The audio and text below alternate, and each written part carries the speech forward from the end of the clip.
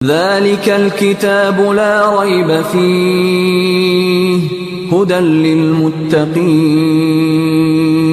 سورہ فاتحہ سورہ نمبر 1۔ اللہ کے نام سے جو بے انتہا مہربان رحم فرمانے والا ہے۔ تعریف اللہ ہی کے لیے ہے جو تمام کائنات کا رب ہے، نہایت مہربان اور رحم فرمانے والا ہے، روز جزا کا مالک ہے۔ ہم تیری ہی عبادت کرتے ہیں اور تجھی سے مدد مانگتے ہیں، ہمیں سیدھا راستہ دکھا، ان لوگوں کا راستہ جن پر تو نے انعام فرمایا، جو معتوب نہیں ہوئے، جو بھٹکے ہوئے نہیں ہیں۔ سورہ بقرہ سورہ نمبر 2۔ اللہ کے نام سے جو بے انتہا مہربان اور رحم فرمانے والا ہے۔ الف لام میم، یہ اللہ کی کتاب ہے، اس میں کوئی شک نہیں، ہدایت ہے ان پرہیزگار لوگوں کے لیے جو غیب پر ایمان لاتے ہیں، نماز قائم کرتے ہیں، جو رزق ہم نے ان کو دیا ہے اس میں سے خرچ کرتے ہیں۔ جو کتاب تم پر نازل کی گئی ہے یعنی قرآن، اور جو کتابیں تم سے پہلے نازل کی گئی تھی، ان سب پر ایمان لاتے ہیں اور آخرت پر یقین رکھتے ہیں، ایسے لوگ اپنے رب کی طرف سے راہ راست پر ہیں اور وہی فلاح پانے والے ہیں۔ جن لوگوں نے ان باتوں کو تسلیم کرنے سے انکار کر دیا، ان کے لیے یکساں ہے، خواہ تم انہیں خبردار کرو یا نہ کرو، بہرحال وہ ماننے والے نہیں ہیں۔ اللہ نے ان کے دلوں اور ان کے کانوں پر مہر لگا دی ہے اور ان کی آنکھوں پر پردہ پڑ گیا ہے، وہ سخت سزا کے مستحق ہیں۔ بعض لوگ ایسے بھی ہیں جو کہتے ہیں کہ ہم اللہ پر اور آخرت کے دن پر ایمان لائے ہیں، حالانکہ در حقیقت وہ مومن نہیں ہیں۔ وہ اللہ اور ایمان لانے والوں کے ساتھ دھوکہ بازی کر رہے ہیں، مگر دراصل وہ خود اپنے آپ ہی کو دھوکے میں ڈال رہے ہیں اور انہیں اس کا شعور نہیں ہے۔ ان کے دلوں میں ایک بیماری ہے جسے اللہ نے اور زیادہ بڑھا دیا، اور جو جھوٹ وہ بولتے ہیں اس کی پاداش میں ان کے لیے دردناک سزا ہے۔ جب کبھی ان سے کہا گیا کہ زمین میں فساد برپا نہ کرو تو انہوں نے یہی کہا کہ ہم تو اصلاح کرنے والے ہیں، خبردار، حقیقت میں یہی لوگ مفسد ہیں مگر انہیں شعور نہیں ہے۔ اور جب ان سے کہا گیا کہ جس طرح دوسرے لوگ ایمان لائے ہیں اسی طرح تم بھی ایمان لاؤ، تو انہوں نے یہی جواب دیا، کیا ہم بیوقوفوں کی طرح ایمان لائیں؟ خبردار، حقیقت میں تو یہ خود بیوقوف ہیں مگر یہ جانتے نہیں ہیں۔ جب یہ اہل ایمان سے ملتے ہیں تو کہتے ہیں کہ ہم ایمان لائے ہیں، اور جب علیحدگی میں اپنے شیطانوں سے ملتے ہیں تو کہتے ہیں کہ اصل میں تو ہم تمہارے ساتھ ہیں اور ان لوگوں سے محض مذاق کر رہے ہیں۔ اللہ ان سے مذاق کر رہا ہے، وہ ان کی رسی دراز کیے جاتا ہے اور یہ اپنی سرکشی میں اندھوں کی طرح بھٹکتے چلے جاتے ہیں۔ یہ وہ لوگ ہیں جنہوں نے ہدایت کے بدلے گمراہی خرید لی ہے، مگر یہ سودا ان کے لیے نفع بخش نہیں ہے اور یہ ہرگز صحیح راستے پر نہیں ہے۔ ان کی مثال ایسی ہے جیسے ایک شخص نے آگ روشن کی، اور جب اس نے سارے ماحول کو روشن کر دیا تو اللہ نے ان کا نور بصارت سلب کر لیا اور انہیں اس حال میں چھوڑ دیا کہ تاریکیوں میں انہیں کچھ نظر نہیں آتا۔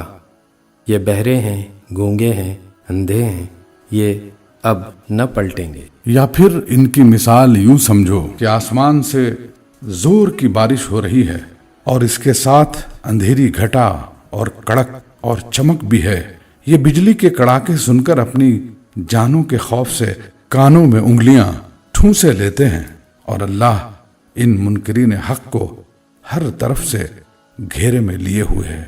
چمک سے ان کی حالت یہ ہو رہی ہے کہ گویا عنقریب بجلی ان کی بصارت اچک لے جائے گی۔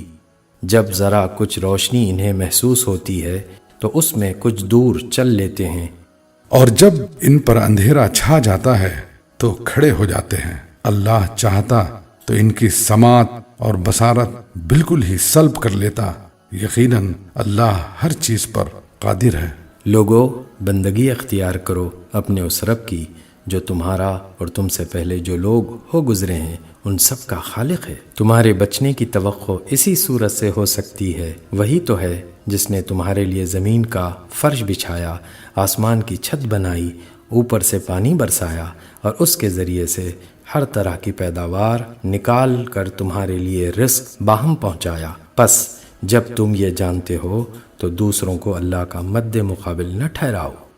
اور اگر تمہیں اس امر میں شک ہے کہ یہ کتاب جو ہم نے اپنے بندے پر اتاری ہے یہ ہماری ہے یا نہیں، تو اس کے مانند ایک ہی صورت بنا لاؤ، اپنے سارے ہم نواؤں کو بلا لو، ایک اللہ کو چھوڑ کر باقی جس جس کی چاہو مدد لے لو، اگر تم سچے ہو تو یہ کام کر کے دکھاؤ۔ لیکن اگر تم نے ایسا نہ کیا اور یقیناً کبھی نہیں کر سکتے تو ڈرو اس آگ سے جس کا ایندھن بنیں گے انسان اور پتھر، جو مہیا کی گئی ہے منکرین حق کے لیے۔ اور اے پیغمبر، جو لوگ اس کتاب پر ایمان لے آئیں اور اس کے مطابق اپنے عمل درست کر لیں، انہیں خوشخبری دے دو کہ ان کے لیے ایسے باغ ہیں جن کے نیچے نہریں بہتی ہوں گی۔ ان باغوں کے پھل صورت میں دنیا کے پھلوں سے ملتے جلتے ہوں گے۔ جب کوئی پھل انہیں کھانے کو دیا جائے گا تو وہ کہیں گے کہ ایسے ہی پھل اس سے پہلے دنیا میں ہم کو دیے جاتے تھے۔ ان کے لیے وہاں پاکیزہ بیویاں ہوں گی اور وہ وہاں ہمیشہ رہیں گے۔ ہاں، اللہ اس سے ہرگز نہیں شرماتا کہ مچھر یا اس سے بھی حقیر تر کسی چیز کی تمثیلیں دے۔ جو لوگ حق بات کو قبول کرنے والے ہیں وہ انہی تمثیلوں کو دیکھ کر جان لیتے ہیں کہ یہ حق ہے جو ان کے رب ہی کی طرف سے آیا ہے، اور جو ماننے والے نہیں ہیں وہ انہیں سن کر کہنے لگتے ہیں کہ ایسی تمثیلوں سے اللہ کو کیا سروکار۔ اس طرح اللہ ایک ہی بات سے بہتوں کو گمراہی میں مبتلا کر دیتا ہے اور بہتوں کو راہ راست دکھا دیتا ہے، اور اس سے گمراہی میں وہ انہی کو مبتلا کرتا ہے جو فاسق ہیں۔ اللہ کے عہد کو مضبوط باندھ لینے کے بعد توڑ دیتے ہیں۔ اللہ نے جسے جوڑنے کا حکم دیا ہے اسے کاٹتے ہیں اور زمین میں فساد برپا کرتے ہیں۔ حقیقت میں یہی لوگ نقصان اٹھانے والے ہیں۔ تم اللہ کے ساتھ کفر کا رویہ کیسے اختیار کرتے ہو حالانکہ تم بے جان تھے؟ اس نے تم کو زندگی عطا کی، پھر وہی تمہاری جان سلب کرے گا، پھر وہی تمہیں دوبارہ زندگی عطا کرے گا، پھر اسی کی طرف تمہیں پلٹ کر جانا ہے۔ وہی تو ہے جس نے تمہارے لیے زمین کی ساری چیزیں پیدا کی، پھر اوپر کی طرف توجہ فرمائی اور 7 آسمان استوار کیے، اور وہ ہر چیز کا علم رکھنے والا ہے۔ پھر ذرا اس وقت کا تصور کرو جب تمہارے رب نے فرشتوں سے کہا تھا کہ میں زمین میں ایک خلیفہ بنانے والا ہوں۔ انہوں نے عرض کیا کیا آپ زمین میں کسی ایسے کو مقرر کرنے والے ہیں جو اس کے انتظام کو بگاڑ دے گا اور خون ریزیاں کرے گا؟ آپ کی حمد و ثنا کے ساتھ تسبیح اور آپ کی تقدیس تو ہم کر ہی رہے ہیں۔ فرمایا میں جانتا ہوں جو کچھ تم نہیں جانتے۔ اس کے بعد اللہ نے آدم کو ساری چیزوں کے نام سکھائے، پھر انہیں فرشتوں کے سامنے پیش کیا اور فرمایا اگر تمہارا خیال صحیح ہے کہ کسی خلیفہ کے تقرر سے انتظام بگڑ جائے گا تو ذرا ان چیزوں کے نام بتاؤ۔ انہوں نے عرض کیا نقص سے پاک تو آپ ہی کی ذات ہے، ہم تو بس اتنا ہی علم رکھتے ہیں جتنا آپ نے ہم کو دے دیا ہے، حقیقت میں سب کچھ جاننے اور سمجھنے والا آپ کے سوا کوئی نہیں۔ پھر اللہ نے آدم سے کہا تم انہیں ان چیزوں کے نام بتاؤ۔ جب اس نے ان کو ان سب کے نام بتا دیے تو اللہ نے فرمایا میں نے تم سے کہا نہ تھا کہ میں آسمانوں اور زمین کی وہ ساری حقیقتیں جانتا ہوں جو تم سے مخفی ہیں۔ جو کچھ تم ظاہر کرتے ہو وہ بھی مجھے معلوم ہے، اور جو کچھ تم چھپاتے ہو اسے بھی میں جانتا ہوں۔ پھر جب ہم نے فرشتوں کو حکم دیا کہ آدم کے آگے جھک جاؤ تو سب جھک گئے مگر ابلیس نے انکار کیا، وہ اپنی بڑائی کے گھمنڈ میں پڑ گیا اور نافرمانوں میں شامل ہو گیا۔ پھر ہم نے آدم سے کہا کہ تم اور تمہاری بیوی دونوں جنت میں رہو اور یہاں بفراغت جو چاہو کھاؤ، مگر اس درخت کا رخ نہ کرنا ورنہ ظالموں میں شمار ہوگے۔ آخرکار شیطان نے ان دونوں کو اس درخت کی ترغیب دے کر ہمارے حکم کی پیروی سے ہٹا دیا اور انہیں اس حالت سے نکلوا کر چھوڑا جس میں وہ تھے، ہم نے حکم دیا کہ اب تم سب یہاں سے اتر جاؤ، تم ایک دوسرے کے دشمن ہو، اور تمہیں ایک خاص وقت تک زمین میں ٹھہرنا اور وہیں گزر بسر کرنا ہے۔ اس وقت آدم نے اپنے رب سے چند کلمات سیکھ کر توبہ کی، جس کو اس کے رب نے قبول کر لیا، کیونکہ وہ بڑا معاف کرنے والا اور رحم فرمانے والا ہے۔ ہم نے کہا کہ تم سب یہاں سے اتر جاؤ، پھر جو میری طرف سے کوئی ہدایت تمہارے پاس پہنچے تو جو لوگ میری اس ہدایت کی پیروی کریں گے ان کے لیے کسی خوف اور رنج کا موقع نہ ہوگا، اور جو اس کو قبول کرنے سے انکار کریں گے اور ہماری آیات کو جھٹلائیں گے وہ آگ میں جانے والے ہیں جہاں وہ ہمیشہ رہیں گے۔ اے بنی اسرائیل، ذرا خیال کرو میری اس نعمت کا جو میں نے تم کو عطا کی تھی۔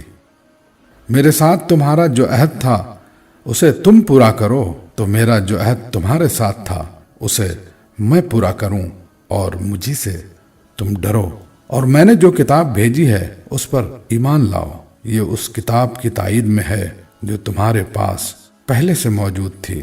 لہٰذا سب سے پہلے تم ہی اس کے منکر نہ بن جاؤ، تھوڑی قیمت پر میری آیات کو نہ بیچ ڈالو، اور میرے غضب سے بچو، باطل کا رنگ چڑھا کر حق کو مشتبہ نہ بناؤ، اور نہ جانتے بوجھتے حق کو چھپانے کی کوشش کرو۔ نماز قائم کرو، زکوٰۃ دو، اور جو لوگ میرے آگے جھک رہے ہیں ان کے ساتھ تم بھی جھک جاؤ۔ تم دوسروں کو تو نیکی کا راستہ اختیار کرنے کے لیے کہتے ہو مگر اپنے آپ کو بھول جاتے ہو، حالانکہ تم کتاب کی تلاوت کرتے ہو۔ کیا تم عقل سے بالکل ہی کام نہیں لیتے؟ صبر اور نماز سے مدد لو، بے شک نماز ایک سخت مشکل کام ہے، مگر ان فرما بردار بندوں کے لیے مشکل نہیں ہے جو سمجھتے ہیں کہ آخرکار انہیں اپنے رب سے ملنا اور اسی کی طرف پلٹ کر جانا ہے۔ اے بنی اسرائیل، یاد کرو میری اس نعمت کو جس سے میں نے تمہیں نوازا تھا، اور اس بات کو کہ میں نے تمہیں دنیا کی ساری قوموں پر فضیلت عطا کی تھی، اور ڈرو اس دن سے جب کوئی کسی کے ذرا کام نہ آئے گا، نہ کسی کی طرف سے سفارش قبول ہوگی، نہ کسی کو فدیہ لے کر چھوڑا جائے گا، اور نہ مجرموں کو کہیں سے مدد مل سکے گی۔ یاد کرو وہ وقت جب ہم نے تم کو فرعونیوں کی غلامی سے نجات بخشی، انہوں نے تمہیں سخت عذاب میں مبتلا کر رکھا تھا، تمہارے لڑکوں کو ذبح کرتے تھے اور تمہاری لڑکیوں کو زندہ رہنے دیتے تھے، اور اس حالت میں تمہارے رب کی طرف سے تمہاری بڑی آزمائش تھی۔ یاد کرو وہ وقت جب ہم نے سمندر پھاڑ کر تمہارے لیے راستہ بنایا، پھر اس میں سے تمہیں بخیریت گزروا دیا، پھر وہیں تمہاری آنکھوں کے سامنے فرعونیوں کو غرقاب کیا۔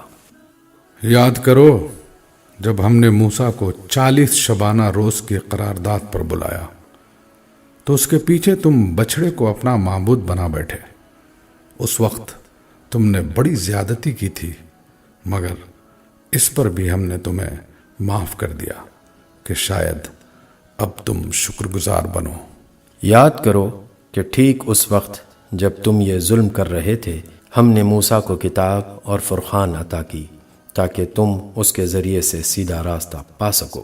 یاد کرو جب موسیٰ یہ نعمت لیے ہوئے پلٹا تو اس نے اپنی قوم سے کہا کہ لوگو، تم نے بچڑے کو معبود بنا کر اپنے اوپر سخت ظلم کیا ہے، لہٰذا تم لوگ اپنے خالق کے حضور توبہ کرو اور اپنی جانوں کو ہلاک کرو۔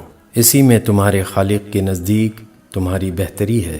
اس وقت تمہارے خالق نے تمہاری توبہ قبول کر لی کہ وہ بڑا معاف کرنے والا اور رحم فرمانے والا ہے۔ یاد کرو جب تم نے موسیٰ سے کہا تھا کہ ہم تمہارے کہنے کا ہرگز یقین نہ کریں گے جب تک کہ اپنی آنکھوں سے علانیہ خدا کو تم سے کلام کرتے نہ دیکھ لیں۔ اس وقت تمہارے دیکھتے دیکھتے ایک زبردست کڑکے نے تم کو آ لیا، تم بے جان ہو کر گر چکے تھے، مگر پھر ہم نے تم کو جلا اٹھایا، شاید کہ اس احسان کے بعد تم شکر گزار بن جاؤ۔ ہم نے تم پر ابر کا سایہ کیا، من و سلوہ کی غذا تمہارے لیے فراہم کی، اور تم سے کہا کہ جو پاک چیزیں ہم نے تمہیں بخشی ہیں انہیں کھاؤ، مگر تمہارے اسلاف نے جو کچھ کیا وہ ہم پر ان کا ظلم نہ تھا بلکہ انہوں نے آپ اپنے ہی اوپر ظلم کیا۔ پھر یاد کرو جب ہم نے کہا تھا کہ یہ بستی جو تمہارے سامنے ہے اس میں داخل ہو جاؤ، اس کی پیداوار جس طرح چاہو مزے سے کھاؤ، مگر بستی کے دروازے میں سجدہ ریز ہوتے ہوئے داخل ہونا اور کہتے جانا حتتن حتتن، ہم تمہاری خطاؤں سے درگزر کریں گے، اور نیکوکاروں کو مزید فضل و کرم سے نوازیں گے، مگر جو بات ان سے کہی گئی تھی ظالموں نے اسے بدل کر کچھ اور کر دیا۔ آخرکار ہم نے ظلم کرنے والوں پر آسمان سے عذاب نازل کیا، یہ سزا تھی ان نافرمانیوں کی جو وہ کر رہے تھے۔ یاد کرو جب موسیٰ نے اپنی قوم کے لیے پانی کی دعا کی تو ہم نے کہا کہ فلاں چٹان پر اپنا عصا مارو، چنانچہ اس سے 12 چشمے پھوٹ نکلے، اور ہر قبیلے نے جان لیا کہ کون سی جگہ اس کے پانی لینے کی ہے۔ اس وقت یہ ہدایت کر دی گئی تھی کہ اللہ کا دیا ہوا رزق کھاؤ پیو اور زمین میں فساد نہ پھیلاتے پھرو۔ یاد کرو جب تم نے کہا تھا کہ اے موسیٰ، ہم ایک ہی طرح کے کھانے پر صبر نہیں کر سکتے، اپنے رب سے دعا کرو کہ ہمارے لیے زمین کی پیداوار، ساگ، ترکاری، گیہوں، لہسن، پیاز، دال وغیرہ پیدا کرے۔ تو موسیٰ نے کہا، کیا ایک بہتر چیز کے بجائے تم ادنا درجے کی چیزیں لینا چاہتے ہو؟ اچھا، کسی شہری آبادی میں جا رہو، جو کچھ تم مانگتے ہو وہاں مل جائے گا۔ آخرکار نوبت یہاں تک پہنچی کہ ذلت و خواری اور پستی و بدحالی ان پر مسلط ہو گئی اور وہ اللہ کے غضب میں گر گئے۔ یہ نتیجہ تھا اس کا کہ وہ اللہ کی آیات سے کفر کرنے لگے اور پیغمبروں کو ناحق قتل کرنے لگے۔ یہ نتیجہ تھا ان کی نافرمانیوں کا اور اس بات کا کہ وہ حدود شرع سے نکل جاتے تھے۔ یقین جانو کہ نبی عربی کو ماننے والے ہوں یا یہودی، عیسائی ہوں یا سابی، جو بھی اللہ اور روز آخر پر ایمان لائے گا اور نیک عمل کرے گا، اس کا اجر اس کے رب کے پاس ہے اور اس کے لیے کسی خوف اور رنج کا موقع نہیں ہے۔ یاد کرو وہ وقت جب ہم نے طور کو تم پر اٹھا کر تم سے پختہ عہد لیا تھا اور کہا تھا کہ جو کتاب ہم تمہیں دے رہے ہیں اسے مضبوطی کے ساتھ تھامنا اور جو احکام و ہدایت اس میں درج ہیں انہیں یاد رکھنا۔ اسی ذریعے سے توقع کی جا سکتی ہے کہ تم تقوی کی روش پر چل سکو گے، مگر اس کے بعد تم اپنے عہد سے پھر گئے۔ اس پر بھی اللہ کے فضل اور اس کی رحمت نے تمہارا ساتھ نہ چھوڑا، ورنہ تم کبھی کے تباہ ہو چکے ہوتے۔ پھر تمہیں اپنی قوم کے ان لوگوں کا قصہ تو معلوم ہی ہے جنہوں نے سبت کا قانون توڑا تھا۔ ہم نے انہیں کہہ دیا کہ بندر بن جاؤ اور اس حال میں رہو کہ ہر طرف سے تم پر دھتکار پھٹکار پڑے۔ اس طرح ہم نے ان کے انجام کو اس زمانے کے لوگوں اور بعد کے آنے والی نسلوں کے لیے عبرت اور ڈرنے والوں کے لیے نصیحت بنا کر چھوڑا۔ پھر وہ واقعہ یاد کرو جب موسیٰ نے اپنی قوم سے کہا کہ اللہ تمہیں ایک گائے ذبح کرنے کا حکم دیتا ہے۔ کہنے لگے، کیا تم ہم سے مذاق کرتے ہو؟ موسیٰ نے کہا، میں اس سے خدا کی پناہ مانگتا ہوں کہ جاہلوں کی سی باتیں کروں۔ بولے، اچھا، اپنے رب سے درخواست کرو کہ وہ ہمیں اس گائے کی کچھ تفصیل بتائے۔ موسیٰ نے کہا، اللہ کا ارشاد ہے کہ وہ ایسی گائے ہونی چاہیے جو نہ بوڑھی ہو نہ بچیا بلکہ اوسط عمر کی ہو، لہٰذا جو حکم دیا جاتا ہے اس کی تعمیل کرو۔ پھر کہنے لگے، اپنے رب سے یہ اور پوچھ دو کہ اس کا رنگ کیسا ہو۔ موسیٰ نے کہا، وہ فرماتا ہے زرد رنگ کی گائے ہونی چاہیے جس کا رنگ ایسا شوخ ہو کہ دیکھنے والوں کا جی خوش ہو جائے۔ پھر بولے، اپنے رب سے صاف صاف پوچھ کر بتاؤ کیسی گائے مطلوب ہے، ہمیں اس کی تعیین میں اشتباہ ہو گیا ہے، اللہ نے چاہا تو ہم اس کا پتہ پا لیں گے۔ موسیٰ نے جواب دیا، اللہ کہتا ہے کہ وہ ایسی گائے ہے جس سے خدمت نہیں لی جاتی، نہ زمین جوتتی ہے نہ پانی کھینچتی ہے، صحیح سالم اور بے داغ ہے۔ اس پر وہ پکار اٹھے کہ ہاں اب تم نے ٹھیک پتہ بتایا ہے، پھر انہوں نے اسے ذبح کیا، ورنہ وہ ایسا کرتے معلوم نہ ہوتے تھے۔ اور تمہیں یاد ہے وہ واقعہ جب تم نے ایک شخص کی جان لی تھی، پھر اس کے بارے میں جھگڑنے اور ایک دوسرے پر قتل کا الزام تھوپنے لگے تھے، اور اللہ نے فیصلہ کر لیا تھا کہ جو کچھ تم چھپاتے ہو اسے کھول کر رکھ دے گا۔ اس وقت ہم نے حکم دیا کہ مقتول کی لاش کو اس کے ایک حصے سے ضرب لگاؤ، دیکھو اس طرح اللہ مردوں کو زندگی بخشتا ہے اور تمہیں اپنی نشانیاں دکھاتا ہے تاکہ تم سمجھو، مگر ایسی نشانیاں دیکھنے کے بعد بھی آخرکار تمہارے دل سخت ہو گئے، پتھروں کی طرح سخت، بلکہ سختی میں کچھ ان سے بھی بڑے ہوئے، کیونکہ پتھروں میں سے تو کوئی ایسا بھی ہوتا ہے جس میں سے چشمے پھوٹ بہتے ہیں۔ کوئی پھٹتا ہے اور اس میں سے پانی نکل آتا ہے، اور کوئی خدا کے خوف سے لرز کر گر بھی پڑتا ہے۔ اللہ تمہارے کرتوتوں سے بے خبر نہیں ہے۔ اے مسلمانوں، اب کیا ان لوگوں سے تم یہ توقع رکھتے ہو کہ یہ تمہاری دعوت پر ایمان لے آئیں گے؟ حالانکہ ان میں سے ایک گروہ کا شیوا یہ رہا ہے کہ اللہ کا کلام سنا اور پھر خوب سمجھ بوجھ کر دانستہ اس میں تحریف کی۔ محمد رسول اللہ پر ایمان لانے والوں سے ملتے ہیں تو کہتے ہیں کہ ہم بھی انہیں مانتے ہیں، اور جب آپس میں ایک دوسرے سے تخلیے کی بات چیت ہوتی ہے تو کہتے ہیں کہ بیوقوف ہو گئے ہو، ان لوگوں کو وہ باتیں بتاتے ہو جو اللہ نے تم پر کھولی ہیں تاکہ تمہارے رب کے پاس تمہارے مقابلے میں انہیں حجت میں پیش کریں۔ اور کیا یہ جانتے نہیں ہیں کہ جو کچھ یہ چھپاتے ہیں اور جو کچھ ظاہر کرتے ہیں اللہ کو سب باتوں کی خبر ہے؟ ان میں ایک دوسرا گروہ امیوں کا ہے جو کتاب کا تو علم رکھتے نہیں، بس اپنی بے بنیاد امیدوں اور آرزوؤں کو لیے بیٹھے ہیں اور محض وہم و گمان پر چلے جا رہے ہیں۔ پس ہلاکت اور تباہی ہے ان لوگوں کے لیے جو اپنے ہاتھوں سے شرع کا نوشتہ لکھتے ہیں، پھر لوگوں سے کہتے ہیں کہ اللہ کے پاس سے آیا ہوا ہے تاکہ اس کے معاوضے میں تھوڑا سا فائدہ حاصل کر لیں۔ ان کے ہاتھوں کا یہ لکھا بھی ان کے لیے تباہی کا سامان ہے، اور ان کی یہ کمائی بھی ان کے لیے موجب ہلاکت۔ وہ کہتے ہیں کہ دوزخ کی آگ ہمیں ہرگز چھونے والی نہیں، الا یہ کہ چند روز کی سزا مل جائے تو مل جائے۔ ان سے پوچھو، کیا تم نے اللہ سے کوئی عہد لے لیا ہے جس کی خلاف ورزی وہ نہیں کر سکتا؟ یا بات یہ ہے کہ تم اللہ کے ذمے ڈال کر ایسی باتیں کہہ دیتے ہو جن کے متعلق تمہیں علم نہیں ہے کہ اس نے ان کا ذمہ لیا ہے؟ آخر تمہیں دوزخ کی آگ کیوں نہ چھوئے گی؟ جو بھی بدی کمائے گا اور اپنی خطا کاری کے چکر میں پڑا رہے گا وہ دوزخی ہے، اور دوزخی میں وہ ہمیشہ رہے گا۔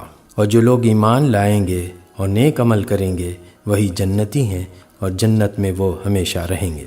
یاد کرو، اسرائیل کی اولاد سے ہم نے پختہ عہد لیا تھا کہ اللہ کے سوا کسی کی عبادت نہ کرنا، ماں باپ کے ساتھ، رشتہ داروں کے ساتھ، یتیموں اور مسکینوں کے ساتھ نیک سلوک کرنا، لوگوں سے بھلی بات کہنا، نماز قائم کرنا اور زکوٰۃ دینا، مگر تھوڑے آدمیوں کے سوا تم سب اس عہد سے پھر گئے اور اب تک پھرے ہوئے ہو۔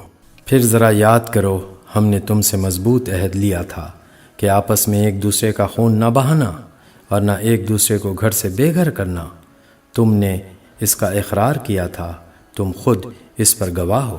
مگر آج وہی تم ہو کہ اپنے بھائی بندوں کو قتل کرتے ہو، اپنی برادری کے کچھ لوگوں کو بے خانما کر دیتے ہو، ظلم و زیادتی کے ساتھ ان کے خلاف جتھے بندیاں کرتے ہو، اور جب وہ لڑائی میں پکڑے ہوئے تمہارے پاس آتے ہیں تو ان کی رہائی کے لیے فدیے کا لین دین کرتے ہو، حالانکہ انہیں ان کے گھروں سے نکالنا ہی سرے سے تم پر حرام تھا۔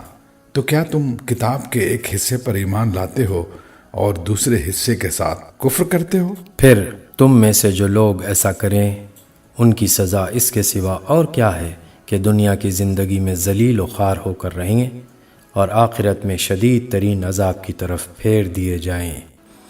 اللہ ان حرکات سے بے خبر نہیں ہے جو تم کر رہے ہو۔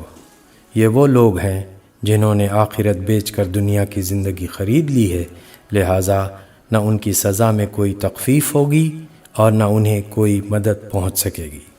ہم نے موسیٰ کو کتاب دی، اس کے بعد پے در پے رسول بھیجے، آخر کار عیسیٰ ابن مریم کو روشن نشانیاں دے کر بھیجا اور روح پاک سے اس کی مدد کی۔ پھر یہ تمہارا کیا ڈھنگ ہے کہ جب بھی کوئی رسول تمہاری خواہشات نفس کے خلاف کوئی چیز لے کر تمہارے پاس آیا تو تم نے اس کے مقابلے میں سرکشی ہی کی، کسی کو جھٹلایا اور کسی کو قتل کر ڈالا۔ وہ کہتے ہیں ہمارے دل محفوظ ہیں۔ نہیں، اصل بات یہ ہے کہ ان کے کفر کی وجہ سے ان پر اللہ کی پھٹکار پڑی ہے، اس لیے وہ کم ہی ایمان لاتے ہیں۔ اور اب جو ایک کتاب اللہ کی طرف سے ان کے پاس آئی ہے، اس کے ساتھ ان کا کیا برتاؤ ہے، باوجود کہ وہ اس کتاب کی تصدیق کرتی ہے جو ان کے پاس پہلے سے موجود تھی، باوجود کہ اس کی آمد سے پہلے وہ خود کفار کے مقابلے میں فتح و نصرت کی دعائیں مانگا کرتے تھے۔ مگر جب وہ چیز آ گئی جسے وہ پہچان بھی گئے تو انہوں نے اسے ماننے سے انکار کر دیا۔ خدا کی لعنت ان منکرین پر کیسا برا ذریعہ ہے جس سے یہ اپنے نفس کی تسلی حاصل کرتے ہیں کہ جو ہدایت اللہ نے نازل کی ہے اس کو قبول کرنے سے صرف اس ضد کے بنا پر انکار کر رہے ہیں کہ اللہ نے اپنے فضل، وحی اور رسالت سے اپنے جس بندے کو خود چاہا نواز دیا، لہذا اب یہ غضب بالائے غضب کے مستحق ہو گئے ہیں اور ایسے کافروں کے لیے سخت ذلت آمیز سزا مقرر ہے۔ جب ان سے کہا جاتا ہے کہ جو کچھ اللہ نے نازل کیا ہے اس پر ایمان لاؤ، تو وہ کہتے ہیں ہم تو صرف اس چیز پر ایمان لاتے ہیں جو ہمارے ہاں یعنی بنی اسرائیل میں اتری ہے۔ اس دائرے کے باہر جو کچھ آیا ہے اسے ماننے سے وہ انکار کرتے ہیں، حالانکہ وہ حق ہے اور اس تعلیم کی تصدیق و تائید کر رہا ہے جو ان کے ہاں پہلے سے موجود تھی۔ اچھا، ان سے کہو اگر تم اس تعلیم ہی پر ایمان رکھنے والے ہو جو تمہارے ہاں آئی تھی تو اس سے پہلے اللہ کے ان پیغمبروں کو جو خود بنی اسرائیل میں پیدا ہوئے تھے کیوں قتل کرتے رہے؟ تمہارے پاس موسیٰ کیسی کیسی روشن نشانیوں کے ساتھ آیا، پھر بھی تم ایسے ظالم تھے کہ اس کے پیٹھ موڑتے ہی بچھڑے کو معبود بنا بیٹھے۔ پھر ذرا اس میثاق کو یاد کرو جو طور کو تمہارے اوپر اٹھا کر ہم نے تم سے لیا تھا۔ ہم نے تاکید کی تھی کہ جو ہدایت ہم دے رہے ہیں ان کی سختی کے ساتھ پابندی کرو اور کان لگا کر سنو۔ تمہارے اسلاف نے کہا کہ ہم نے سن لیا مگر مانیں گے نہیں، اور ان کی باطل پرستی کا یہ حال تھا کہ دلوں میں ان کے بچھڑا ہی بسا ہوا تھا۔ کہو اگر تم مومن ہو تو یہ عجیب ایمان ہے جو ایسی بری حرکات کا تمہیں حکم دیتا ہے۔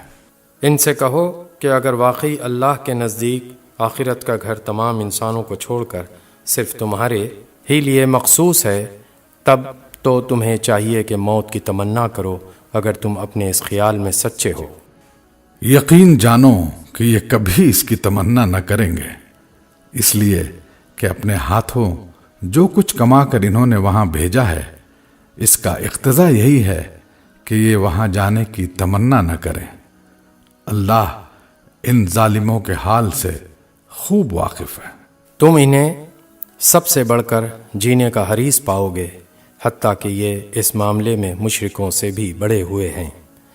ان میں سے ایک ایک شخص یہ چاہتا ہے کہ کسی طرح 1000 برس جیے، حالانکہ لمبی عمر بہرحال اسے عذاب سے تو دور نہیں پھینک سکتی۔ جیسے کچھ اعمال یہ کر رہے ہیں اللہ تو انہیں دیکھ ہی رہا ہے۔ ان سے کہو کہ جو کوئی جبریل سے عداوت رکھتا ہو اسے معلوم ہونا چاہیے کہ جبریل نے اللہ ہی کے اذن سے یہ قرآن تمہارے قلب پر نازل کیا ہے جو پہلے آئی ہوئی کتابوں کی تصدیق و تائید کرتا ہے اور ایمان لانے والوں کے لیے ہدایت اور کامیابی کی بشارت بن کر آیا ہے۔ اگر جبریل سے ان کی عداوت کا سبب یہی ہے تو کہہ دو کہ جو اللہ اور اس کے فرشتوں اور اس کے رسولوں اور جبرائیل اور میکائیل کے دشمن ہیں، اللہ ان کافروں کا دشمن ہے۔ ہم نے تمہاری طرف ایسی آیات نازل کی ہیں جو صاف صاف حق کا اظہار کرنے والی ہیں، اور ان کی پیروی سے صرف وہی لوگ انکار کرتے ہیں جو فاسق ہیں۔ کیا ہمیشہ ایسا ہی نہیں ہوتا رہا ہے کہ جب انہوں نے کوئی عہد کیا تو ان میں سے ایک نہ ایک گروہ نے اسے ضرور ہی بالائے طاق رکھ دیا، بلکہ ان میں سے اکثر ایسے ہی ہیں جو سچے دل سے ایمان نہیں لاتے۔ اور جب ان کے پاس اللہ کی طرف سے کوئی رسول اس کتاب کی تصدیق و تائید کرتا ہوا آیا جو ان کے ہاں پہلے سے موجود تھی، تو ان اہل کتاب میں سے ایک گروہ نے کتاب اللہ کو اس طرح پس پش ڈالا گویا کہ وہ کچھ جانتے ہی نہیں، اور لگے ان چیزوں کی پیروی کرنے جو شیاطین سلیمان کی سلطنت کا نام لے کر پیش کیا کرتے تھے، حالانکہ سلیمان نے کبھی کفر نہیں کیا۔ کفر کے مرتکب تو وہ شیاطین تھے جو لوگوں کو جادوگری کی تعلیم دیتے تھے۔ وہ پیچھے پڑے اس چیز کے جو بابل میں 2 فرشتوں ہاروت و ماروت پر نازل کی گئی تھی، حالانکہ وہ فرشتے جب بھی کسی کو اس کی تعلیم دیتے تھے تو پہلے صاف طور پر متنبہ کر دیا کرتے تھے کہ دیکھ، ہم محض ایک آزمائش ہیں، تو کفر میں مبتلا نہ ہو۔ پھر بھی یہ لوگ ان سے وہ چیز سیکھتے تھے جس سے شوہر اور بیوی میں جدائی ڈال دیں۔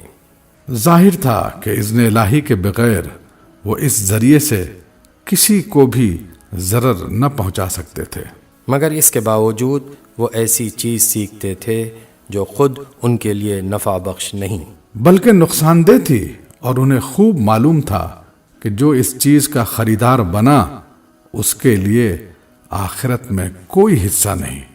کتنی بری متاع تھی جس کے بدلے انہوں نے اپنی جانوں کو بیچ ڈالا، کاش انہیں معلوم ہوتا۔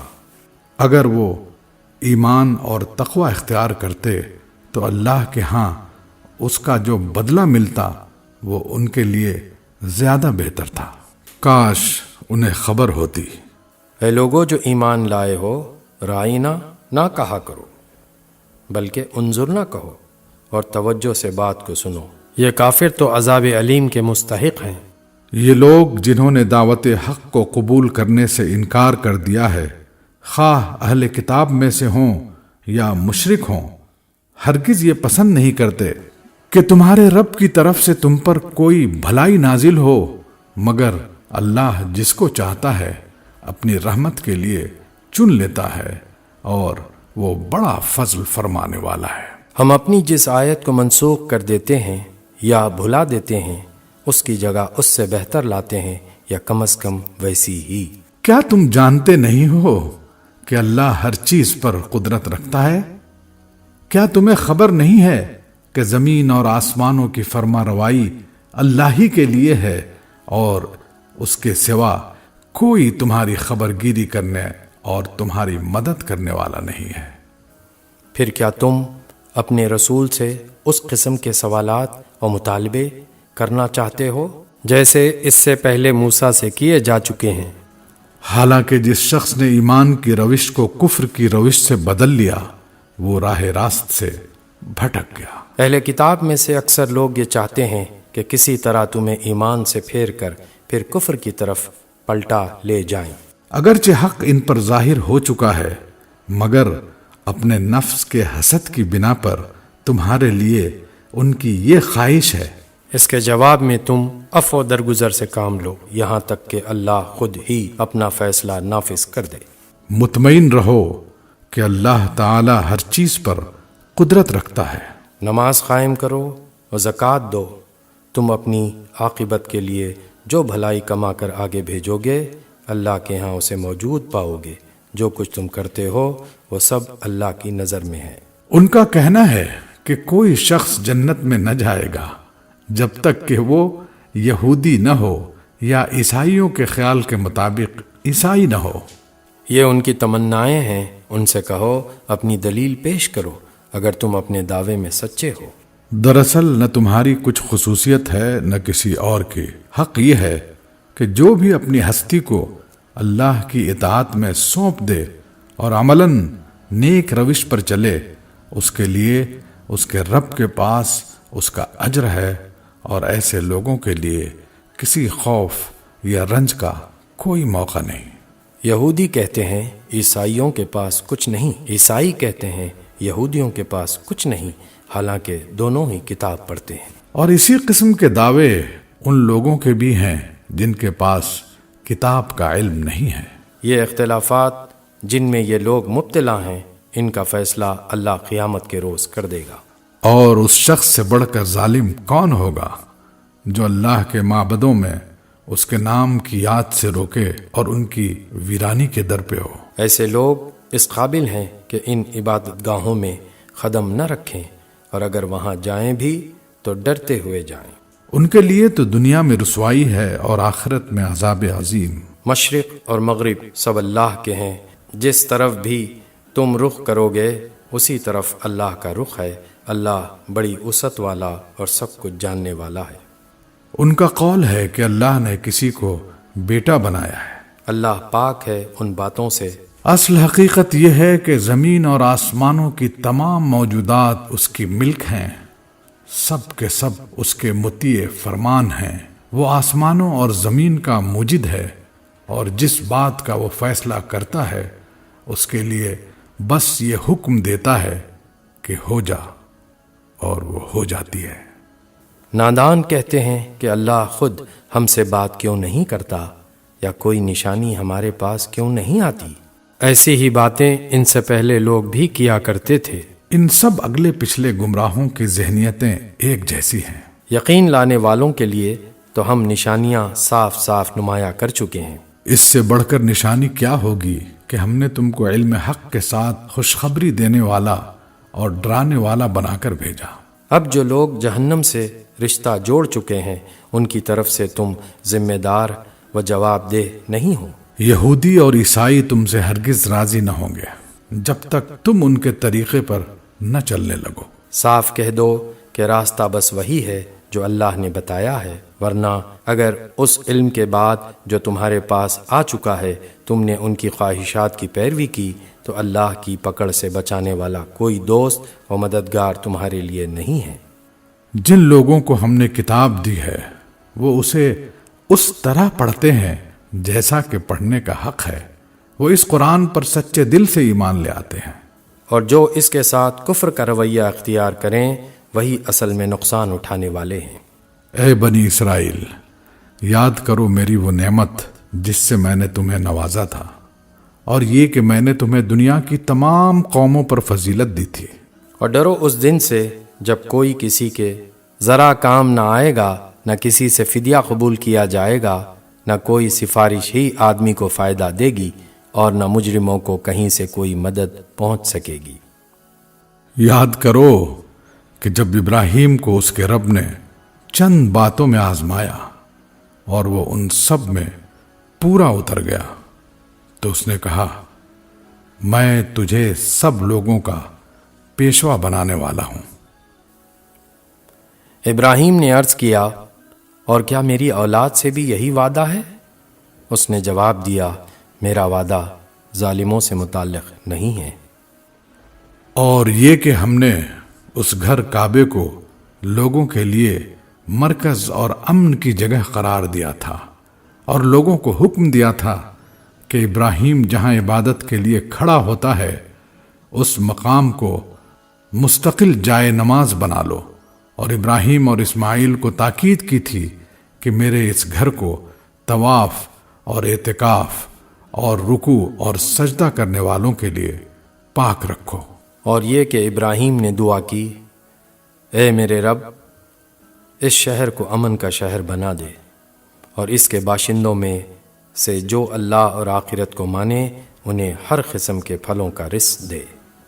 जवाब में उसके रब ने फरमाया, और जो न मानेगा दुनिया की चंद रोज़ा जिंदगी का सामान तो मैं उसे भी दूंगा, मगर आखिरकार उसे अजाब जहन्नम की तरफ घसीटूंगा और वो बदतरीन ठिकाना है। और याद करो इब्राहीम और इस्माइल जब इस घर की दीवारें उठा रहे थे तो दुआ करते जाते थे, ए हमारे रब, हमसे ये खिदमत कबूल फरमा ले, तो सब की सुनने और सब कुछ जानने वाला है। ए रब, हम दोनों को अपना मुस्लिम मोती फरमान बना, हमारी नस्ल से एक ऐसी कौम उठा जो तेरी मुस्लिम हो, हमें अपनी इबादत के तरीक़े बता और हमारी कोताहियों से दरगुजर फरमा।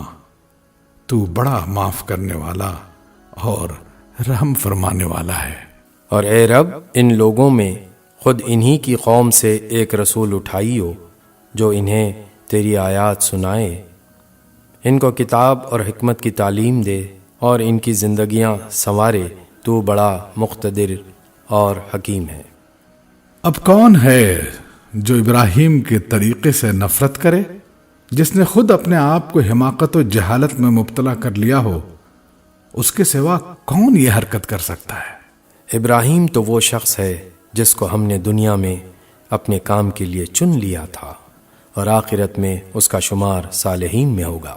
اس کا حال یہ تھا کہ جب اس کے رب نے اس سے کہا مسلم ہو جاؤ، تو اس نے فوراً کہا میں مالک کائنات کا مسلم ہو گیا۔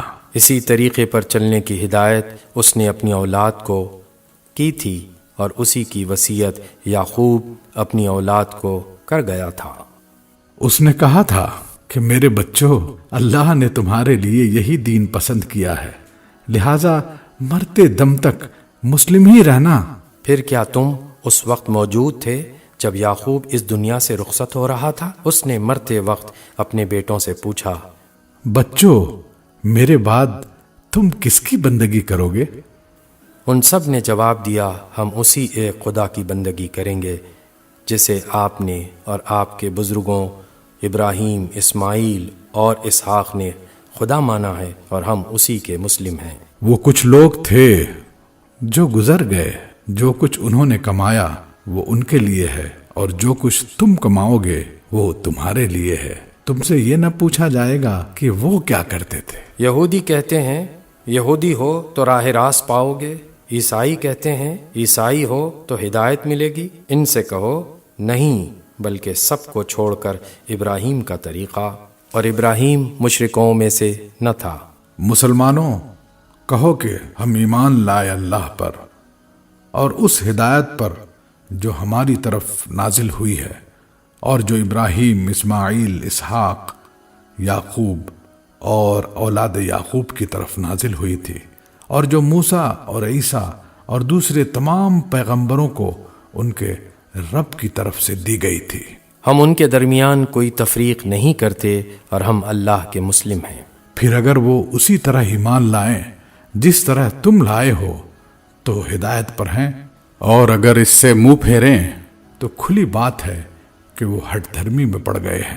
لہٰذا اطمینان رکھو کہ ان کے مقابلے میں اللہ تمہاری حمایت کے لیے کافی ہے، وہ سب کچھ سنتا اور جانتا ہے۔ کہو اللہ کا رنگ اختیار کرو، اس کے رنگ سے اچھا اور کس کا رنگ ہوگا؟ اور ہم اسی کی بندگی کرنے والے لوگ ہیں۔ اے نبی، ان سے کہو کیا تم اللہ کے بارے میں ہم سے جھگڑتے ہو؟ حالانکہ وہی ہمارا رب بھی ہے اور تمہارا رب بھی۔ ہمارے اعمال ہمارے لیے ہیں، تمہارے اعمال تمہارے لیے، اور ہم اللہ ہی کے لیے اپنی بندگی کو خالص کر چکے ہیں۔ یا پھر تمہارا کہنا یہ ہے کہ ابراہیم، اسماعیل، اسحاق، یعقوب اور اولاد یعقوب سب کے سب یہودی تھے یا نصرانی تھے؟ کہو تم زیادہ جانتے ہو یا اللہ؟ اس شخص سے بڑا ظالم اور کون ہوگا جس کے ذمے اللہ کی طرف سے ایک گواہی ہو اور وہ اسے چھپائے؟ تمہاری حرکات سے اللہ غافل تو نہیں ہے۔ وہ کچھ لوگ تھے جو گزر چکے، ان کی کمائی ان کے لیے تھی اور تمہاری کمائی تمہارے لیے۔ تم سے ان کے اعمال کے متعلق سوال نہیں ہوگا۔